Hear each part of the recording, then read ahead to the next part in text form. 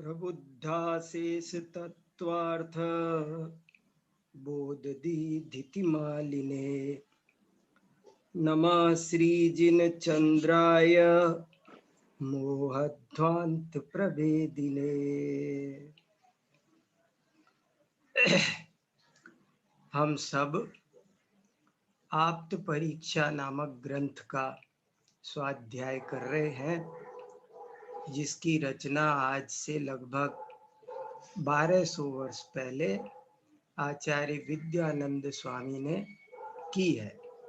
और हमने प्रारंभ में जो संकल्प किया था वो यही था कि पाठ्यक्रम में 26 कारिकाएं निश्चित हैं और हम उनका अध्ययन करेंगे। लेकिन बाद में सब लोगों के विचार विमर्श से, सबके परामर्श से ये तय हुआ कि हमें आगे का हिस्सा भी थोड़ा अवश्य पढ़ना चाहिए। तो इसलिए हम उस आगे के हिस्से पर भी थोड़ा चिंतन कर रहे हैं। लेकिन उसके बारे में 2-3 बातें हमारी तय हुई हैं। वो एक बात तो ये तय हुई है कि जैसे हमने 26 कारिकाएं पढ़ी हैं, यदि हम वैसे ही सारी कारिकाओं को पढ़ेंगे तो इसमें कुल मिलाकर 124 कारिकाएं हैं। उनको पढ़ा जाना संभव नहीं हो पाएगा। समय की भी कमी है और हर कारिका में जो वैसी गहराइयां हैं, उन सब को समझने के लिए भी हमको जो परिश्रम करना है, अन्य अन्य ग्रंथों को, उपकारक ग्रंथों को पढ़ना है, वो सब अभी हम नहीं कर पाएंगे।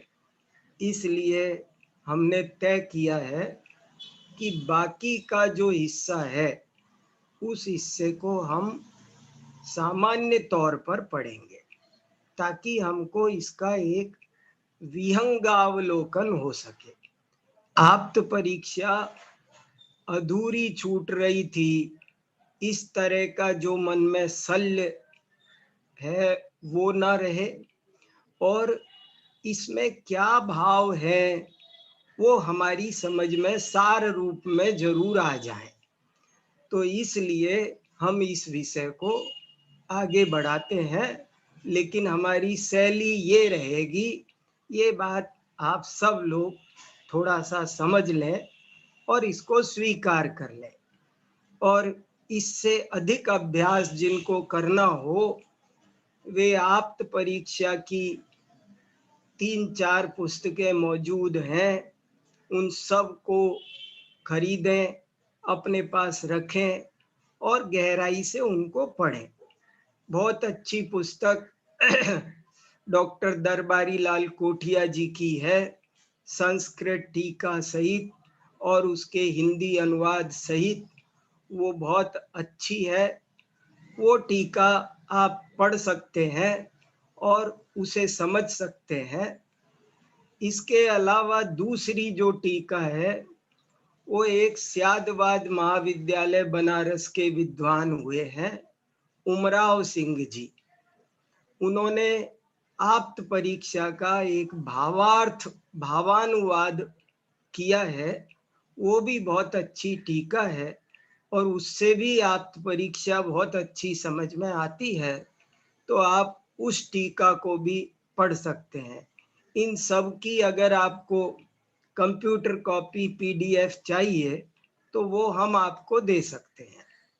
दूसरी टीका वो बहुत अच्छी है, उससे भी आप परीक्षा को समझने में बहुत सहायता मिलती है।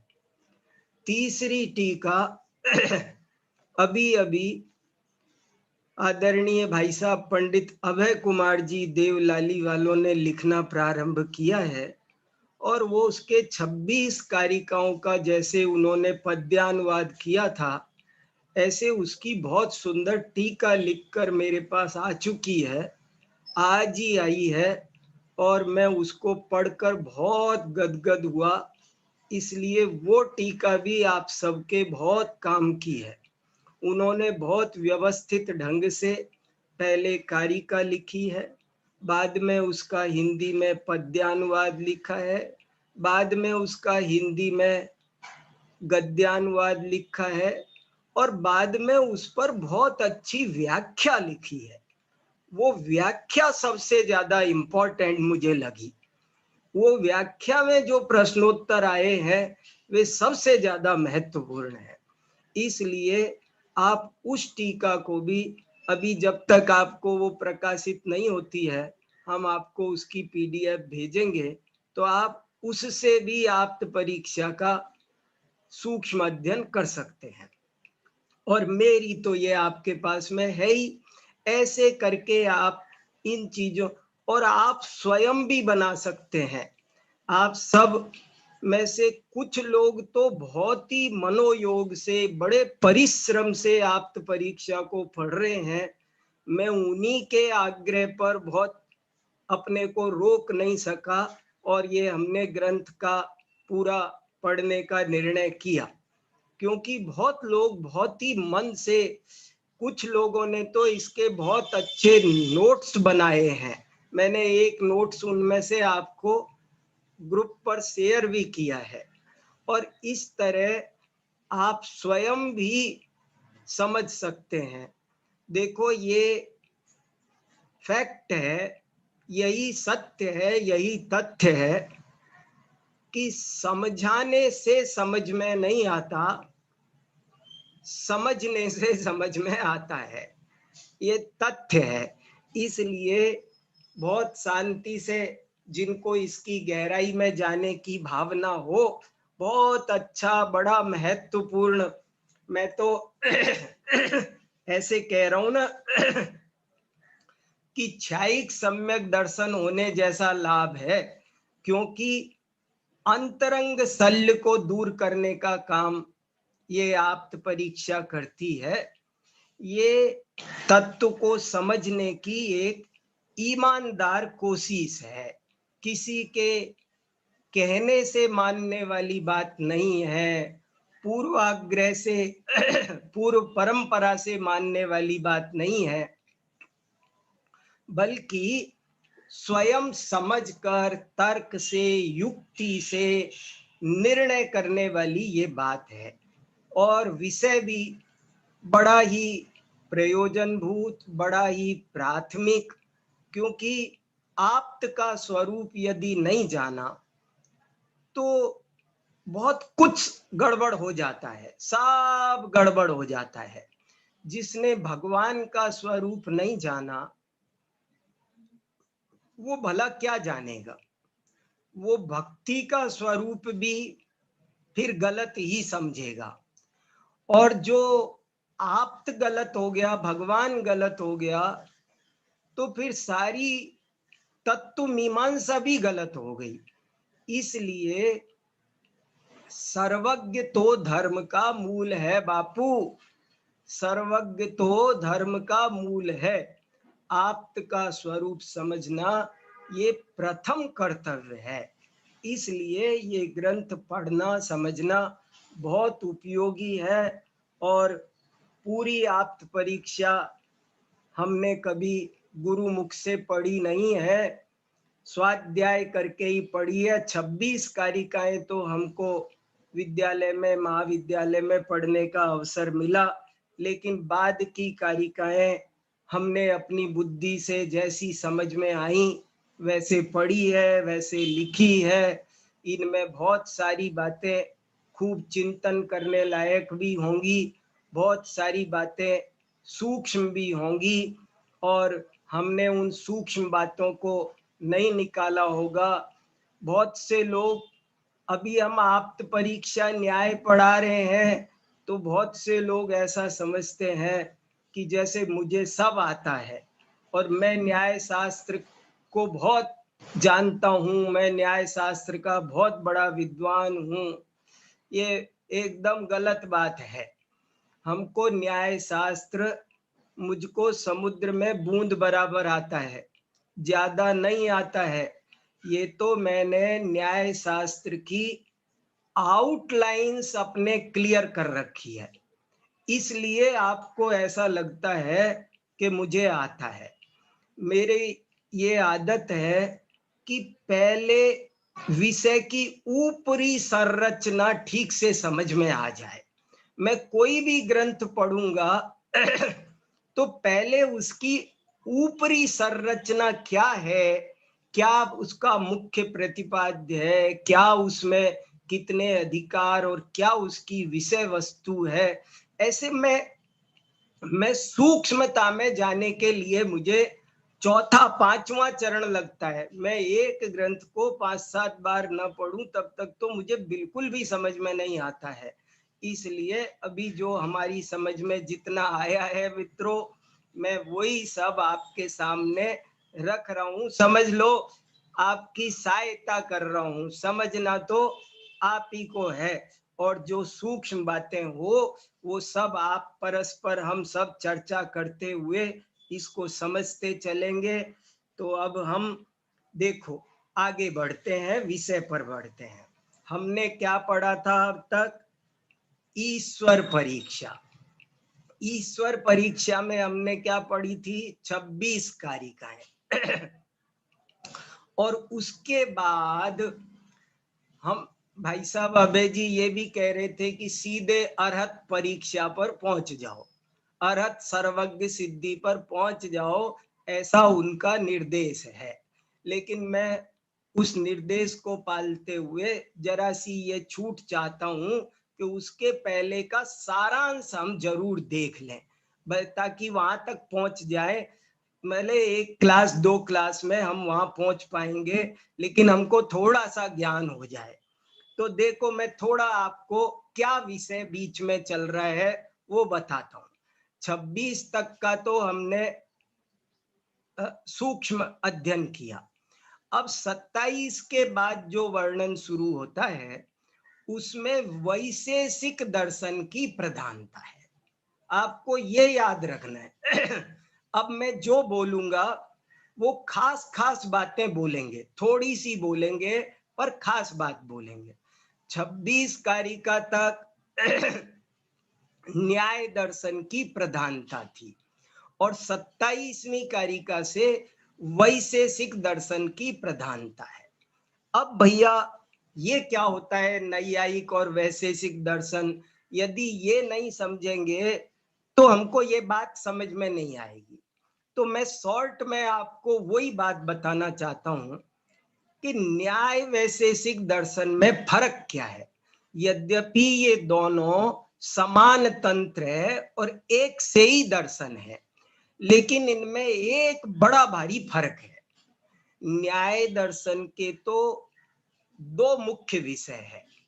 एक को कहते हैं ईश्वर मीमांसा। मैं मुख्य शब्द लगा रहा हूं देखो, क्योंकि वैसे तो सब दर्शनों में सब विषय है, लेकिन न्याय दर्शन में 2 विषय मुख्य है। एक का नाम है ईश्वर मीमांसा और दूसरे का नाम है प्रमाण मीमांसा। ये 2 मुख्य है न्याय दर्शन में। न्याय दर्शन यानी जिसे महर्षि गौतम ने चलाया, जिसको महर्षि अक्षपाद ने चलाया, उनका ये मत नैयायिक दर्शन कहलाता है, गौतमीय दर्शन कहलाता है, महेश्वर दर्शन, शैव दर्शन, अक्षपाद दर्शन, ये इसके अपर नाम है। और जो वैशेषिक दर्शन है वो कणाद ऋषि ने चलाया और बहुत बाद में चलाया। कणाद ऋषि का नाम कणाद क्यों पड़ा? उनका ओरिजिनल नाम कुछ और रहा होगा, लेकिन उनका नाम कणाद इसलिए पड़ा, कर्ण प्लस आद, आद का अर्थ होता है भक्षण करना। वे कण कण भक्षण, वे कभी जैसे आहार करने के लिए व्यवस्थित रूप से भोजन की थाली लेकर के भोजन नहीं करते थे। वे तो घूमते रहते थे और कहीं खेत वगैरह में कोई दाना पड़ा मिल जाए तो वही उठा के खा लेते थे, इसलिए उनका नाम कणाद पड़ा। और उन कणाद ऋषि ने, ये वैशेषिक दर्शन बहुत गजब का है। मैंने वैशेषिक दर्शन पर भी एक लेख लिखा है, मैं उसे भी आपको ग्रुप में शेयर कर दूंगा, समय मिल जाए तो एक उसका भी विहंगावलोकन कर लेना आप। और वैशेषिक दर्शन के बारे में सूक्ष्म बात यह है कि वो भी कहीं न कहीं बहुत गहरा जैन दर्शन से जुड़ता है। अभी तो मैं आपको ये कह रहा हूं खास बात कि न्याय दर्शन के दो मुख्य विषय है, एक ईश्वर मीमांसा और एक प्रमाण मीमांसा। लेकिन वैशेषिक दर्शन का मुख्य विषय है द्रव्य मीमांसा, तत्व मीमांसा। ये दो मुख्य विषय है इसके वैशेषिक दर्शन के। तो वैशेषिक दर्शन में क्या है कि इन्होंने मैं अपने लोगों को समझने के लिए मैं कह सकता हूं सरलता से कि जैसे प्रवचन सार का ज्ञान अधिकार है वो न्याय दर्शन है, और ज्ञेय तत्व प्रज्ञापन है वो वैशेषिक दर्शन है। वैशेषिक दर्शन तो द्रव्य गुण पर्याय की बाल की खाल निकालता है, वो बहुत सूक्ष्म विवेचन करता है।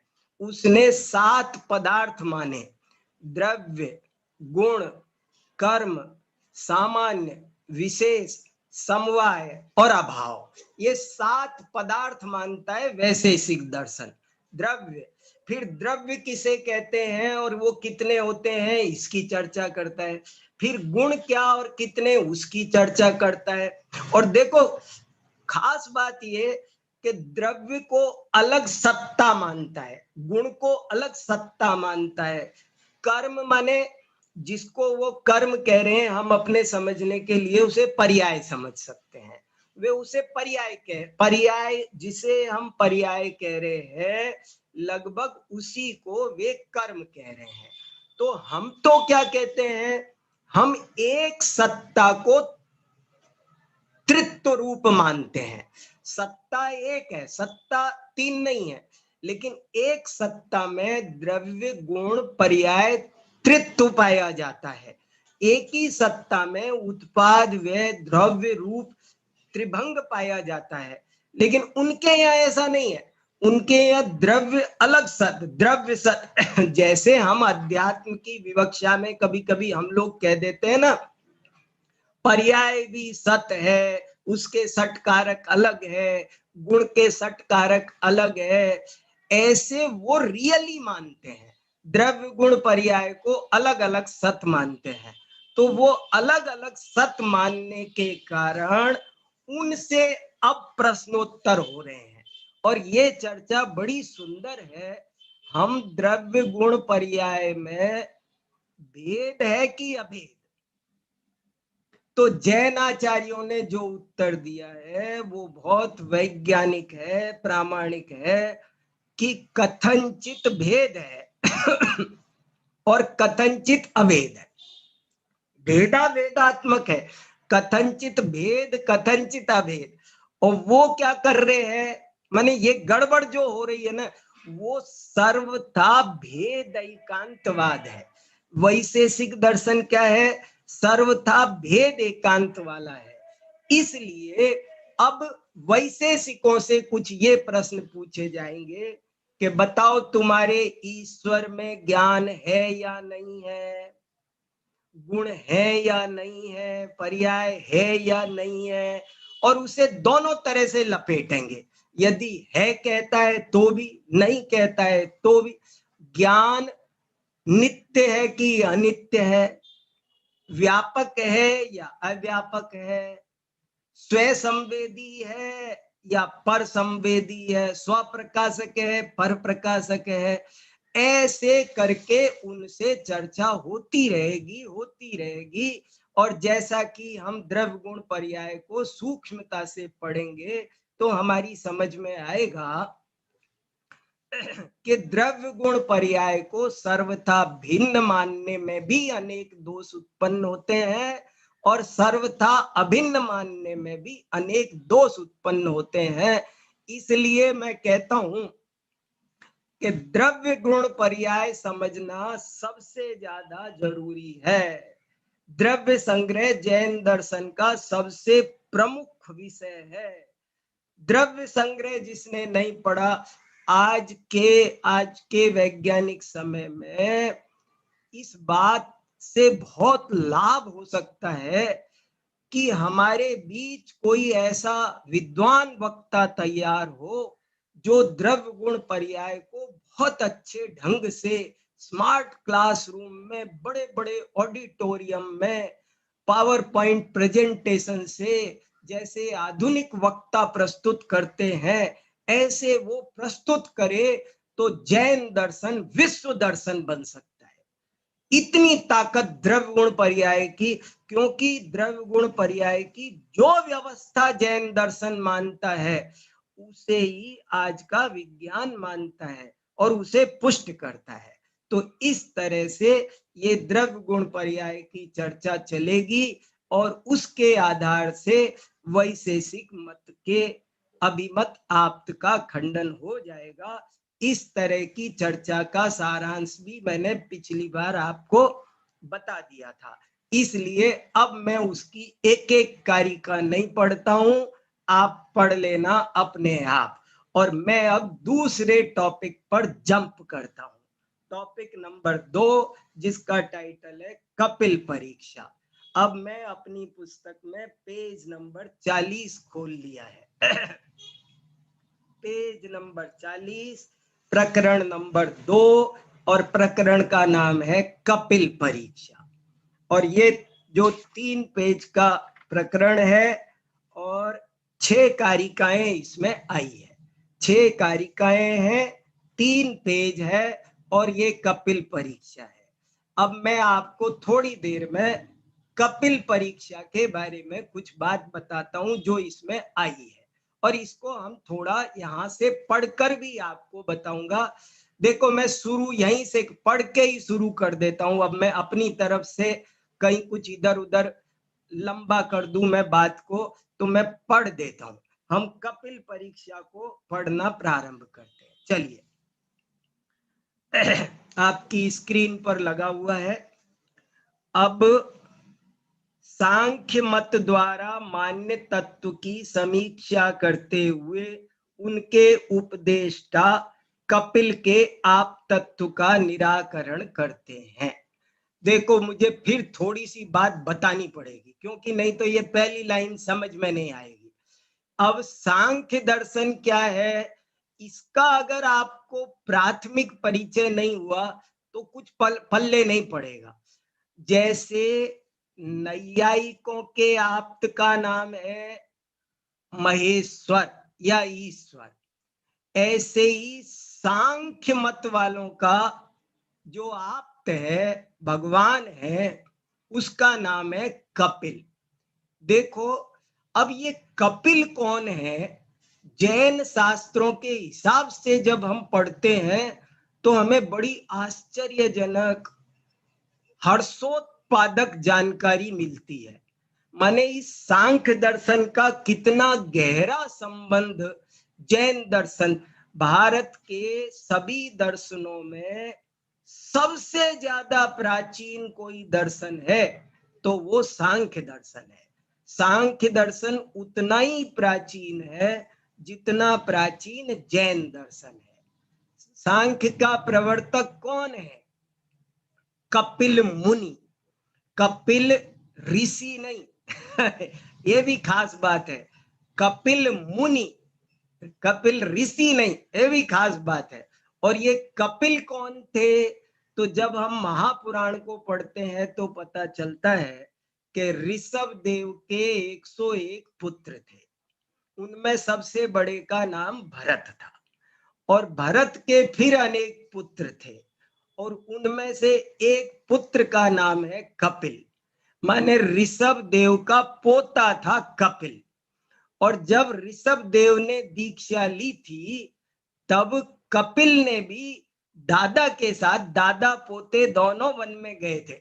दादा पोते में बहुत प्यार होता है ना, तो दादाजी दीक्षा लेने जा रहे थे तो पोता बोला, बाबा मैं भी आपके साथ दीक्षा लूंगा। और कपिल ने ऋषभ देव के साथ में दीक्षा ली थी, देखो तो सही। बाद में ऋषभ देव को तो हो गया केवल ज्ञान, और उन्होंने तो प्रवर्तन किया जैन दर्शन, लेकिन कपिल ने उनका विरोध करके सांख्य मत का प्रवर्तन किया। और वो कपिल की चर्चा हमारे यहाँ, ये जो 6 ढाला में आता है कपिलादि रचित, ये कपिल के साथ आदि क्यों लगाया? सुगतादि रचित और महेश्वरादि रचित ऐसे क्यों नहीं कहा? क्योंकि कपिल भारतीय दर्शनों का सबसे पहला दर्शन है, इसलिए आदि किस में लगता है? पहले वाले में, सबसे पहले में, इसलिए वहां कपिलादि लिखा, कपिलादि रचित। उस पाठ को जिंदा रखना चाहिए। आजकल कुछ लोगों ने उसे बदल दिया है। मैंने एक 6 डाला में पढ़ा, कपिलादि रचित को बदल करके कुछ दूसरा पाठ लिख दिया था। वो मुझे अच्छा नहीं लगा था, क्या कुछ बदला दिया, रागी कुमति कुछ ऐसे कुछ कर दिया उसको, लेकिन वो ठीक नहीं है। दौलत राम जी का पाठ नहीं है, हमें बदलने का अधिकार नहीं है। दौलत राम जी ने कपिलादि रचित श्रुत को अभ्यास, सो है कुबोध बहुदे न त्रास। तो वो कपिल की बात है, और इस कपिल ने सांख्य दर्शन चलाया। सांख्य दर्शन के बारे में 2-3 बातें, 4 बातें सब विद्यार्थियों को, हमको, आपको, साधर्मियों को, सबको पता होना चाहिए। एक बात और है, सठ दर्शनों का ज्यादा ज्ञान ना हो, लेकिन प्राइमरी ज्ञान जरूर होना चाहिए। मैं कभी कभी सोचता हूं कि आदि पुराण में 25 पेजों में सठ दर्शन परिचय लिखा, 20 पेजों में क्यों लिखा? प्रथमान योग जैसा ग्रंथ पढ़ा रहे थे और सठ दर्शन का परिचय लिखा, कि क्यों लिखा? वो बहुत जरूरी है, सठ दर्शन का परिचय। इस पर भी एक मेरा लेख है, मैं वो भी शेयर करता हूं, देखो तो सही। बात की कोशिश करेंगे तो थोड़ा प्राथमिक परिचय होना चाहिए, इसलिए मैं आपको थोड़ा सांख्य दर्शन का भी 5 मिनट में, जरा सा 5 मिनट जितना तो पता हो कौन सांख्य दर्शन है इतना। देखो मैंने इसमें ये जो लिखी है, एक भारतीय दर्शन में आत्मा परमात्मा, ये जो लोगों ने परीक्षा पास की है, हम उनको, कुछ लोग जो ये भेजना चाहेंगे उनको शायद कुछ उपहार में हो सकता है वो किताब मिले, तो वो मिलेगी। तो उसमें भी भारतीय दर्शनों का सबका प्राथमिक परिचय दे रखा है। तो सांख्य दर्शन का नाम सांख्य क्यों है, इतना तो पता हो। देखो सांख्य दर्शन कहता क्या है, दो टूक बात। जैसे जैन दर्शन क्या कहता है, तो हम 2 शब्दों में बोल सकते हैं। जैन दर्शन का सार कोई मेरे से पूछे तो मैं 2 शब्दों में बता सकता हूँ, एक है अहिंसा, एक है अनेकांत। बस इसमें हमारा पूरा जैन, हमारी पूरी तत्व मीमांसा, हमारी पूरी प्रमाण मीमांसा, द्रव्य मीमांसा, सब अनेकांत शब्द में आ गई। और हमारा पूरा का पूरा मोक्ष मार्ग, पूरे का पूरा हमारी आचरण व्यवस्था, आचार मीमांसा, अहिंसा।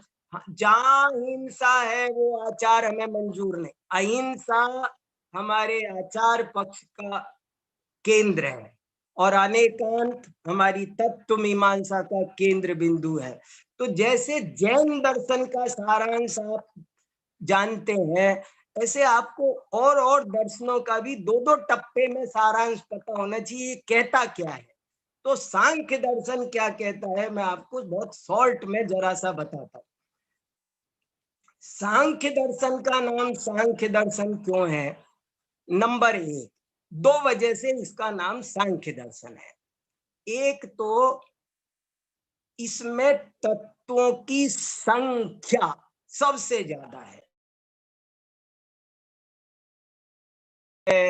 न्याय दर्शन 16 तत्व मानता है, वैशेषिक वाले 7 मानते, कोई कितना मानते।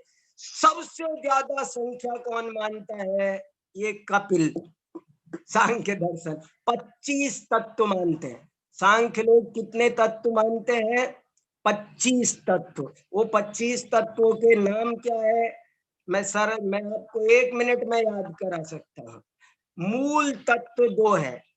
एक का नाम है पुरुष, दूसरे का नाम है प्रकृति। मैं आपको समझना हो ना अपने जैन दर्शन की लैंग्वेज में, तो 2 तत्व है। पुरुष माने चेतन, आत्मा, जीव, और प्रकृति माने पुद्गल, जड़, अचेतन। वो कहते हैं इस दुनिया में 2 ही मूल तत्व है, एक का नाम है प्रकृति और एक का नाम है पुरुष। पुरुष तो है आत्मा का नाम, जिस पुरुषार्थ सिद्धि उपाय में भी पुरुष है ना, तो पुरुष माने पुरुष बोलो, आत्मा बोलो, जीव बोलो, ये एक ही बात है। और प्रकृति माने पुद्गल, जड़, ये सब जो शरीर, इंद्रियां और बाकी के जो 23 तत्व बचे वो क्या है? वो इस प्रकृति के भेद है, प्रकृति के विकार है। जैसे 5 इंद्रियां बनी तो कहते हैं ये तो पुद्गल से बनी, हमारा शरीर, सब कुछ वो सब प्रकृति। आत्मा या पुरुष वो शुद्ध बुद्ध है, और जो प्रकृति है वो उसमें विकार पैदा कराती है। उसकी वजह से राग, द्वेष, क्रोध, मान, मैं, हमारा जो कर्मण वर्गण है वो भी सब प्रकृति है उनके हिसाब से। तो वो कहते हैं, अब एक और गजब की बात सुनो आप, कि जो सांख्य दर्शन है उसका नाम सांख्य दर्शन इसलिए भी है, संख्या, एक तो संख्या माने, ये संख्या शब्द का मीनिंग आपको 1.25 अरब नागरिक भारत में रहते हैं, आपको 100 मिल जाए बताने वाले तो बहुत बड़ी बात समझना संख्या माने क्या होता है। 1.25 अरब लोगों में 125 आदमी नहीं मिलेंगे आपको संख्या शब्द का क्या मीनिंग है। मैं बता रहा हूं आज आपको, सब विद्यार्थियों को सबको पता होना चाहिए। सम उपसर्ग है सम्यक के अर्थ में। संख्या, ख्या माने क्या होता है? ख्या माने ज्ञान होता है, ख्याति, आत्म ख्याति, ख्या से बनता है प्रसिद्धि, ख्याति, ख्या माने ज्ञान। संख्या माने, संख्या माने सम्यक ज्ञान, भेद विज्ञान। सांख्य दर्शन का उपदेश क्या है? मान लो मैं सांख्य दर्शन का उपदेशक हूं और आपको उपदेश दे रहा हूं मोक्ष मार्ग का, तो क्या दूंगा कि आप प्रकृति और पुरुष में भेद ज्ञान करो, इनको मिलाओ मत, इनकी सम्यक ख्याति करो, तो तुम मुक्ति को प्राप्त करोगे और इनको अभेद समझोगे। वही बात है, जीव जुदा पुद्गल जुदा, हम कहते हैं ना भेद विज्ञान करो तो मुक्ति प्राप्त करोगे और इनको अभेद करोगे। संयोग दृष्टि संसार का कारण है और स्वभाव दृष्टि मोक्ष का कारण है, वो बात सांख्य दर्शन कहता है। तो एक तो क्या मानता है वो? जीव, पुरुष। लेकिन अब इसमें एक बात जो खास है वो यही है कि उनका जो आत्मा है ना, वो किसी भी अपेक्षा से, इस लाइन को पकड़ना आप सब लोग, जो उनका जो पुरुष है वो कभी भी किसी भी अपेक्षा से विकारी नहीं होता है। उसमें राग द्वेष नाम की कोई चीज किसी भी वो तो एकदम शुद्ध बुद्ध नित्य कूटस्थ नित्य है। वो परिणमन भी नहीं करता है, वो परिणमन भी नहीं करता है, गजब है वो।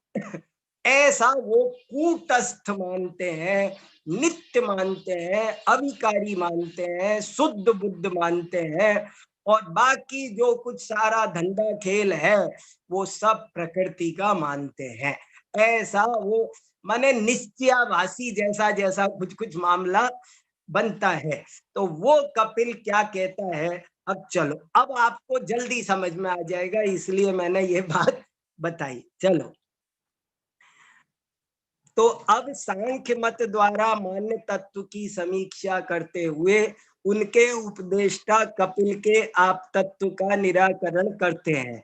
ये देखो मैंने कपिल पर एक फुटनोट लगा रखा है, नीचे ही नीचे फुटनोट है, इसके नीचे ही नीचे बिल्कुल एक फुटनोट लगा रखा है। और इस फुटनोट में मैंने वो जो बात अभी आपको बताई, जैन शास्त्रों के अनुसार कपिल प्रथम तीर्थंकर ऋषभ देव के पौत्र और भरत चक्रवर्ती के पुत्र मारीची, हाँ सॉरी मैंने भरत का पुत्र बताया था आपको, भरत का पुत्र मारीची और मारीची का पुत्र था कपिल। तो दादा पोता नहीं पड़पोता हो गया, वो ऋषभ देव का कपिल पोता नहीं पड़पोता हो गया। और ऋषभ देव के साथ दीक्षित हुए 4000 राजाओं में परिगणित थे। कपिल का उल्लेख जैन परंपरा में अनेकत्र मिलता है। विदाय जैसे धर्म परीक्षा अमित गति आचार्य ने लिखी, विदाय दर्शनम सांख्यम कुमारेण मरीचिना व्याख्यातम निशिष्यस्य कपिलस्य पठीयसा, ऐसे करके ये सब है। चलिए ऊपर चलते हैं।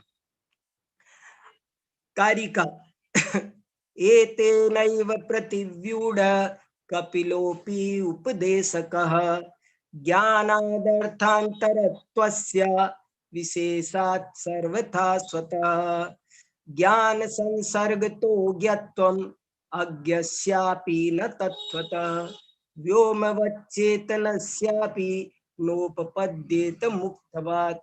देखो काम आसान हो जाए, एते नैव प्रतिव्यूढ़ है, इसका क्या मतलब हुआ? ये लाइन खास है, इस पर ध्यान दी जाए, पहली लाइन पर ध्यान दिया जाए तो बाकी सब पकड़ में आ जाएगी। एते नैव, इसी के द्वारा ही, एतेन माने तृतीया विभक्ति, इसके द्वारा, एव माने ही, इसके द्वारा ही, इसके द्वारा ही माने अब तक जो हमने नैयायिक वैशेषिकों का वर्णन कर दिया, बस उसी के द्वारा प्रतिव्यूढ़, प्रतिव्यूढ़ शब्द देखो कितना बढ़िया शब्द है।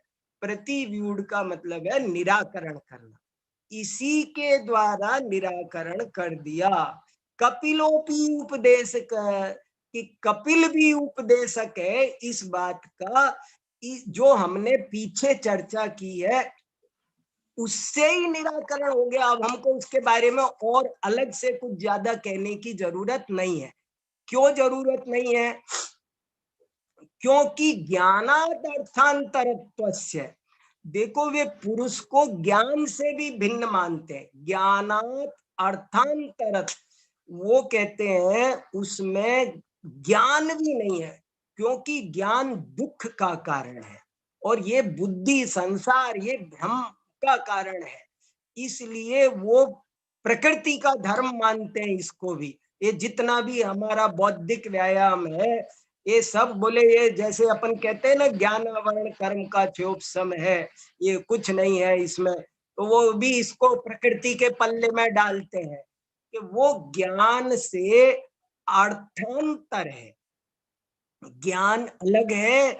और वो जो कपिल है, जो पुरुष है, आत्मा है, वो अर्थांतर है।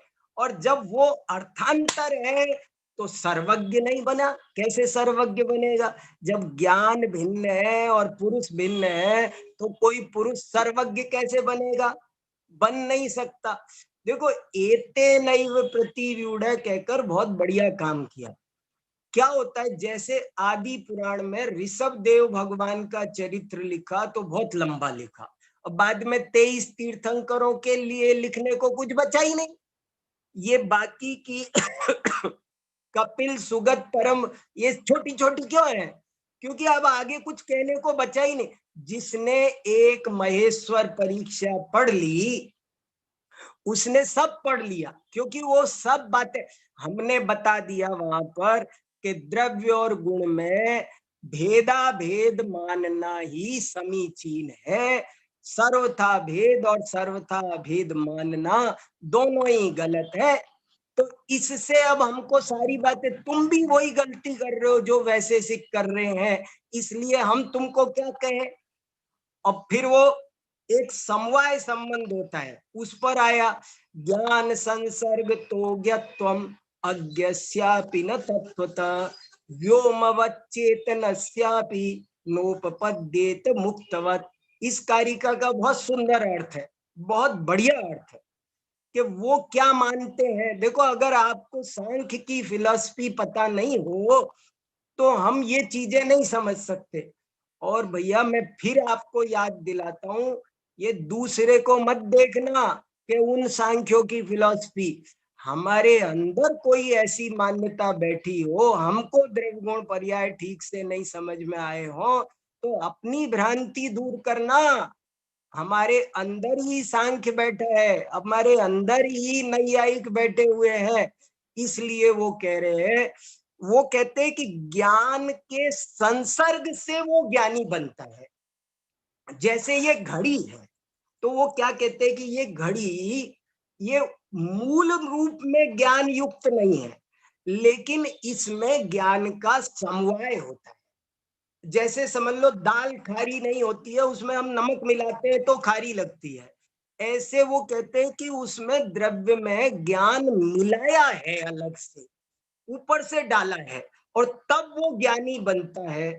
तो उनसे पूछा जा रहा है कि यदि ज्ञान के संसर्ग से ज्ञत्वाया, ज्ञान संसर्ग तो ज्ञत्वम, यदि ज्ञान के संसर्ग से ज्ञानीपना आया तो अज्ञस्यापि न तत्वतः, तो जो अज्ञ माने जड़ पदार्थ, अज्ञ माने यहाँ अज्ञ माने अज्ञानी मूर्ख मनुष्य नहीं, यहाँ अज्ञ का मतलब है वे पदार्थ जिनमें ज्ञान नहीं है।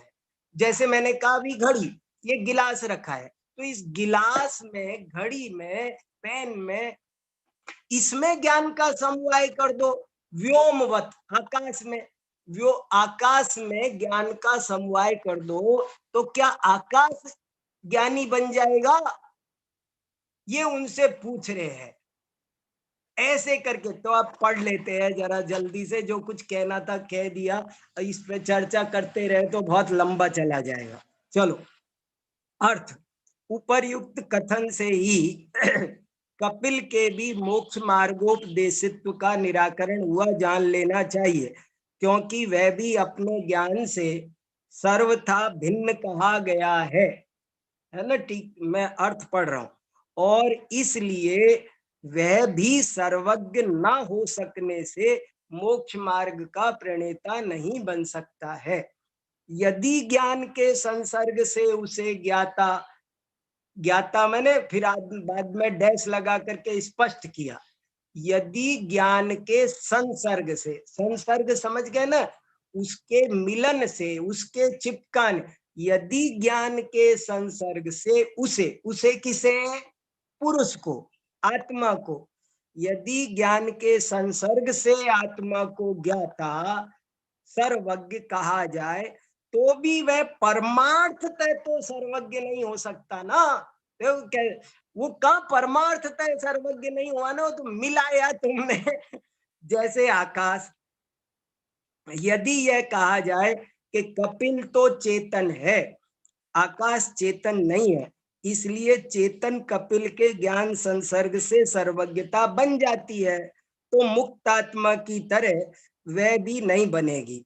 अर्थात जिस प्रकार मुक्तात्मा चेतन होते हुए भी आपके मत में सर्वज्ञ नहीं माना गया है, उसी तरह कपिल के चेतन होने पर भी वह सर्वज्ञ नहीं हो सकता है। आगे की कारिकाओं का मैं अर्थ पढ़ता हूँ। मैं इसको कपिल परीक्षा के प्रकरण को कम से कम आज अधूरा नहीं छोड़ना चाहता। देखो, और भाई साहब अभय जी होंगे तो हमको उनको भी सुनना है, बहुत अच्छा रहेगा। देखो, प्रधान मोक्ष अर्थ, देखो, प्रधान मोक्ष मार्ग का उपदेशक है, क्योंकि वह ज्ञेय है। अब ये ज्ञेय समझ गए ना, ज्ञेय माने ज्ञानी, और ज्ञेय इसलिए है क्योंकि वह विश्ववेदी है, सर्वज्ञ है, तथा सर्वज्ञ भी इसलिए है क्योंकि वह कर्म पर्वतों का भेदक है। ये वो बोल रहे हैं, सांख्यों का पूर्व पक्ष है, ये सांख्य का मत है। ये पहली कारिका, 80वीं कारिका। उत्तर अब आ रहा है, किंतु सांख्यों का यह मत असंभव है, क्योंकि उनका प्रधान वस्त्रादि की तरह अचेतन है, प्योर अचेतन है। प्रधान माने क्या? पुरुष, ये याद रखना। वे पुरुष भी बोलते हैं और पुरुष का ही दूसरा नाम प्रधान भी है। सांख्य दो तत्व मानते हैं। क्या दो तत्व? पुरुष और प्रकृति, और पुरुष का दूसरा नाम प्रधान भी है। वस्त्र आदि की अभी प्रश्न, अभी 2 मिनट और रुको जरा।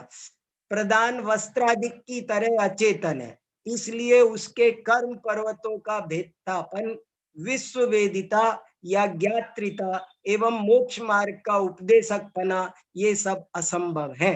अन्यथा निश्चय ही पुरुष निरर्थक हो जाएगा।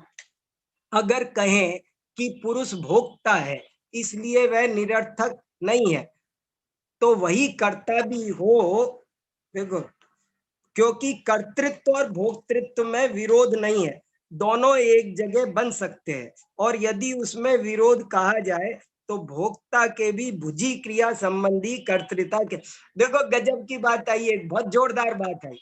वे क्या कहते हैं कि वो जो पुरुष है वो भोक्ता तो है पर करता नहीं है। सुनना ध्यान से, बहुत इंपॉर्टेंट बात है। सांख्य लोग आत्मा को, आत्मा माने पुरुष, आत्मा माने प्रधान, उसको भोक्ता तो मानते हैं, कर्ता नहीं मानते हैं। बहुत ही इंपॉर्टेंट बात है। तो जैन आचार्य कह रहे हैं कि भैया भोक्ता माने क्या होता है? भोक्ता का मतलब है भुज क्रिया का कर्ता। वो तुम कह रहे हो वो कर्ता नहीं है, भोक्ता है। तो जो कर्ता नहीं है वो भोक्ता भी नहीं हो सकता, क्योंकि भोक्ता का मतलब ही होता है भोग क्रिया का कर्ता। भोक्ता माने क्या? भोग करता। कैसी सूक्ष्म, जैन आचार्यों ने कैसे लोगों को बचाया है। उन्होंने सबको समझा दिया कि वो तो भोगता है, खाली भोगता है, वो करता नहीं है। अरे तो करता नहीं है तो भोक्ता कहाँ से बनेगा भैया? भोक्ता का मतलब ही है कि भोग करता, भुज क्रिया का कर्ता तो बन गया ना।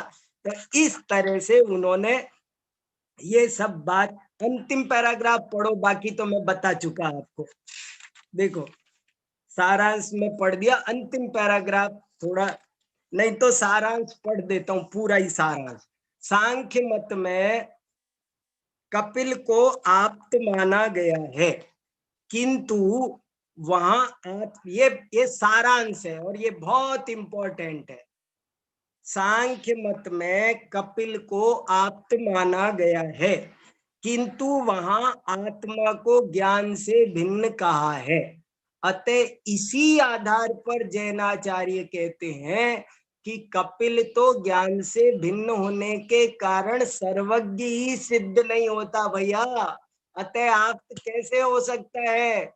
वह तो ज्ञान से भिन्न होने के कारण वास्तव में अचेतन ही सिद्ध होता है, और ऐसी स्थिति में उसके कर्म भूव्रत भेतृत्व और मोक्ष मार्ग नेतृत्व गुण भी सिद्ध नहीं हो सकते।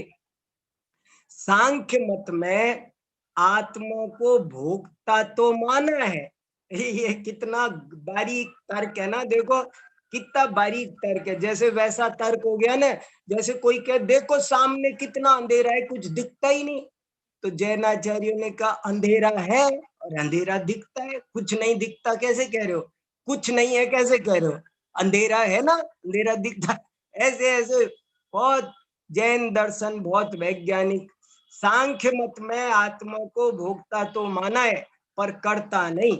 इस पर जैनाचार्यों का कहना है कि सर्वथा ऐसा ही नहीं कहा जा सकता, क्योंकि भोक्ता भी वास्तव में भुजी क्रिया के कर्ता को ही तो कहते हैं।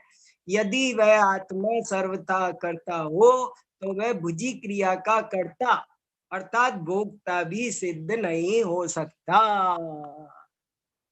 चलो शुभम जी, भाई साहब अभय जी को सुनाओ भैया थोड़ा सा। आदरणीय भाई साहब उपस्थित हैं और मैं निवेदन कर रहा हूँ प्रज्ञा जी का माइक होस्ट कर दें।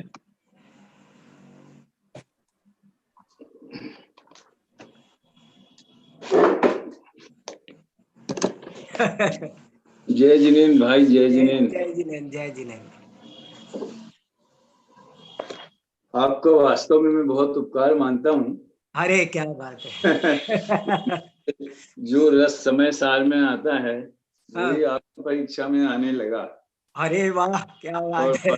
परसों मुझे जयपुर से मैसेज आया हाँ कि आपको 2 कक्षाएं लेनी है, 1 हाँ नवंबर से 8 नवंबर जो शिविर है अपना। हाँ हाँ, तो हर साल मैं 2 कक्षाएं लेता हूँ उधर। सही है। तो मैंने उनको खुद ही प्रस्ताव किया कि हाँ, मैं अरहत सर्वज्ञ सिद्धि वाला प्रकरण सेकंड बहुत ईयर के बढ़िया, छात्रों के हिसाब से लेना चाहता हूँ। बहुत बढ़िया। उसमें जटिलता नहीं है और अपने सिद्धांत का ही उसमें प्रतिपादन हाँ है। हाँ तो दादा का आशीर्वाद आया कि बहुत अच्छी बात है, लेकिन उसमें थोड़ा प्रमेय रत्नमाला का भी आधार लेना, क्योंकि हाँ प्रमेय रत्नमाला भी उनके कोर्स में है। तो हाँ, अब मैं अच्छा हुआ अभी निर्णय हो गया। तो अभी मेरे पास 12 दिन हैं, 13 दिन, तो उसकी तैयारी और प्रश्नोत्तरी भी अच्छी, मैं पहले उसकी प्रश्नोत्तर बनाने की कोशिश करूंगा। अभी आपको शायद आपने देख लिया होगा, एक जो 26 कारिकाओं की प्रश्नोत्तरी है वो जी भेजी है, हाँ, तो आप उसे देख लेना। शुभम को भी भेजी है, सभी को भेजी है। सांख्य मत की चर्चा जो अभी हुई है, ये आपके उसमें भी मैंने पढ़ा था, जो आपने टीका लिखी है संक्षेप में। और देखो मजे की बात, लोग बाग समय सार को सांख्य मत के निकट मानते, क्योंकि उसमें प्रकृति और पुरुष यानी आत्मा जुदा है और प्रकृति जुदी है। आत्मा अपने भावों का करता है, वह प्रकृति का करता नहीं है। ऐसी भाषा का बहुत प्रयोग आया है सर्वशुद्ध ज्ञान अधिकार में भी, कर्ता कर्म अधिकार में भी। और सर्वशुद्ध ज्ञान अधिकार में तो गाथा 332 से 344 पूरी प्रारंभ की, आप समझ लीजिए 13 में से लगभग 8 गाथाएं तो सांख्य मत क्या कहते हैं वो बताया है कि कर्म जीव को जगाते हैं, कर्म सुलाते हैं, प्रकृति ही उसको स्त्री वेद पुरुष वेद उत्पन्न कराती है, पुरुष तो ब्रह्मचारी है, पुरुष तो अहिंसक है। इस प्रकार की वो चर्चा करते हैं। और बाद में 5 गाथाओं में आचार्य ने उसका उत्तर दिया है। यानी कुंदकुंदाचार्य के चिंतन में बौद्ध मत के चर्चा में तो उन्होंने बहुत कम गाथाएं लगाई कि जो करता है वही भोगता है, ऐसा कथनचित ऐसा भी है। और जो कोई करता है और कोई दूसरा भोगता है, कथनचित ऐसा भी है। इस तरह से उन्होंने द्रव्य पर्याय की व्यवस्था में कर्ता और भोक्ता जुदे जुदे भी हैं और एक भी हैं, ये बात कही।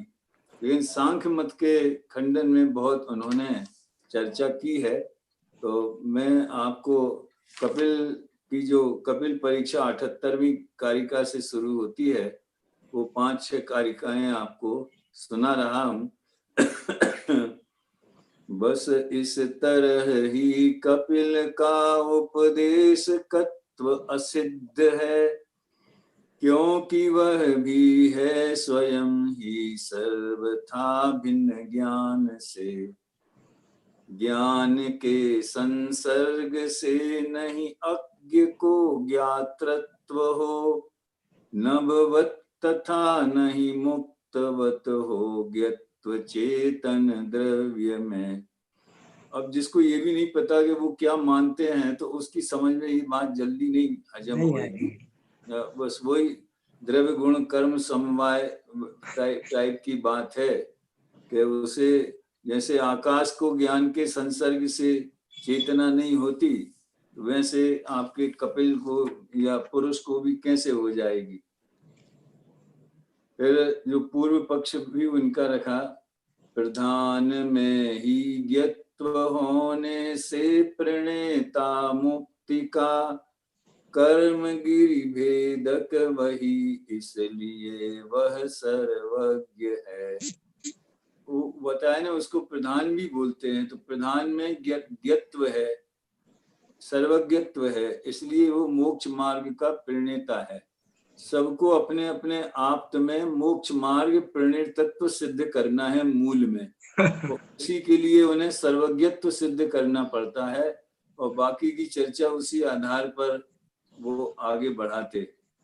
तो उत्तर पक्ष में 3 गाथाएं आचार्य ने लिखी हैं। 80 गाथा में तो उनका पूर्व पक्ष है, यह भी असंभव क्योंकि वह चेतन नहीं है वस्त्रवत, इसलिए गुण त्रय हैं असंभव पुरुष निष्फल अन्यथा।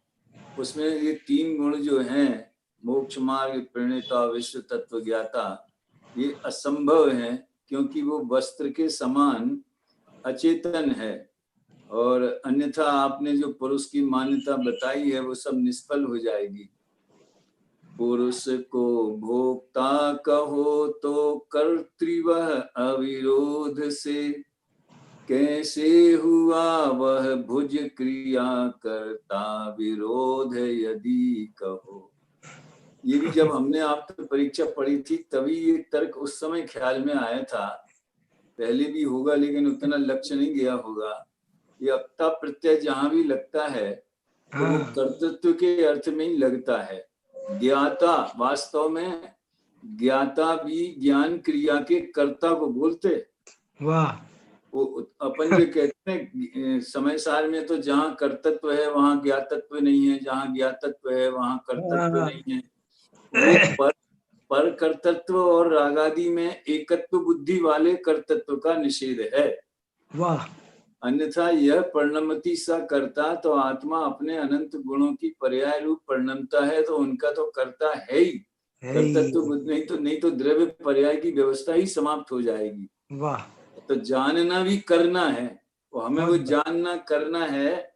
वैसे तो समझ में नहीं आता, लेकिन व्यवहार में जरूर हम ऐसा प्रयोग करते हैं। किसी से पूछो आजकल क्या कर रहे, एमए कर रहे, तो एमए करने में क्या करता है, वो कौन सी क्रिया करता है? एमए के कोर्स में जो क्या वो थे विषय दिए हैं, उनका ज्ञान ही तो करता है ना। तो लोक में भी ज्ञान करने को करना कहते हैं, लेकिन हमें ज्ञान में क्या बोलते अकर्मण्यता और निष्कर्मता भाषित होती है, और शरीर की क्रिया कुछ करें, वचन की क्रिया कुछ करें, भाषण देवें, कुछ शारीरिक काम करें तो करना भाषित होता है। तो इस तरह भोक्ता में भी भुज क्रिया का कर्तृत्व है। फिर ये 83 गाथा में उन्होंने एक विचित्र बात कही है, आत्मा अकिंचित कर कहें वे सांख्य ही यह कह सकें, प्रधान ही शिव पथ प्रणेता पुरुष की स्तुति करें। अब इसमें आचार्य ने व्यंग किया है कि प्रधान को तो मोक्ष मार्ग प्रणेता मानते हो और पुरुष की स्तुति करते हो, तो इससे तो ऐसा ध्वनित होता है कि प्रधान और पुरुष में वो कोई फर्क भी करते होंगे। अब वो अभी मैंने पूरी तरह से देखा नहीं है, तुम्हें ख्याल में हो तो बताना। वो उसमें स्पष्ट उसके अर्थ में उन्होंने लिखा है कि ये ऐसी विचित्रता तो सांख्यों के यहाँ हो सकती है, अरे जिसने मोक्ष मार्ग का उपदेश दिया है उसकी स्तुति करो, तो लगता है उनका प्रधान अरहंत जैसा है और पुरुष सिद्ध जैसा है। जो भी हुए, खैर इतनी ही चर्चा करनी थी। बाकी आपके जो प्रश्न उत्तर हो गए आप उससे संपन्न करें। बहुत बहुत धन्यवाद आदरणीय भाई साहब। क्लास के साथ साथ आपकी नई टीका का भी हम लोग लाभ ले रहे हैं। किसी के कोई प्रश्न हो तो आप बताइए। मंजू जी कोई हाथ उठा रहे थे बीच क्लास में, बताइए। हाँ,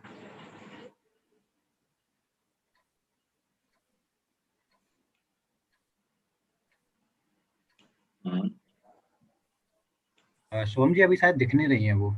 अच्छा, चलिए, और किसी का कोई प्रश्न है? किसी को भी कुछ कहना पूछना हो तो कह सकते हैं। हमारी परीक्षा जो बहुत अच्छी संपन्न हुई, लगभग 40 लोगों ने परीक्षा में सम्मिलित होकर अध्ययन किया और बहुत अच्छे नंबर प्राप्त किए। सबको बहुत बहुत बधाई। और जैसा कि आपको बताया तो 10 विद्यार्थी थे, उन सबको हम यहाँ से पुरस्कृत करेंगे। उनके लिए आदरणीय वीर सागर जी भाई साहब का साहित्य आप सभी को पुरस्कार के रूप में भेंट किया जा रहा है। तो आप अपना एड्रेस, जो नंबर आपके ग्रुप पर डाला गया है, उस पर भेज दें। उसके साथ सभी को प्रमाण पत्र भी आपकी जो मेल आईडी आपने सबमिट की थी उस पर भेजा जाएगा, तो आप सभी को वह प्राप्त हो जाएगा। और हाँ, बोलिए ऋतु जी। जय जिनेन्द्र जी। जय जिनेन्द्र, बोलिए। इसमें बताया कि कपिल को कहते हैं कि ज्ञान नहीं है लेकिन चेतन है वो। हाँ तो हाँ ऐसा मतलब चेतन से फिर क्या समझते हैं वो अपने अंदर? हम तो ज्ञान से हाँ, अपनी तो चीजें ये समझते हैं। उनसे हम यही पूछ रहे हैं कि ये बात कैसे सिद्ध होगी। ये तो विरोध हो गया ना, कि तुम उनसे चेतन भी कह रहे हो और जो चेतन गुण है उसे अलग कह रहे हो। तो जब अलग है तो वो मूल रूप में तो चेतन नहीं सिद्ध हो रहा है ना। ऐसा उनकी बात में जो विरोध पैदा हो रहा है, उस विरोध का ही यहाँ पर मुद्दा उठाया गया है कि उसी से वो सिद्ध नहीं हो रहा है। असल में बात यह है, मैं फिर जोर दे के कहूं कि यदि द्रव्य गुण पर्याय में कथनचित भेद और कथनचित अभेद नहीं माना जाए तो अर्थ क्रियाकारित्व नहीं होता है। कोई क्रिया, कोई द्रव्य सार्थक सिद्ध नहीं होता है, नहीं तो बात ही नहीं बनती है। और वहां दिक्कत यही आ रही है कि वो कथनचित भेद मानते तब तो कोई दिक्कत नहीं थी, सर्वथा भेद मानते हैं तो वो कह रहे सर्वथा भेद है तो चेतन कहाँ रहा फिर? ज्ञान अलग हो गया, आत्मा अलग हो गया। ये अभिप्राय है।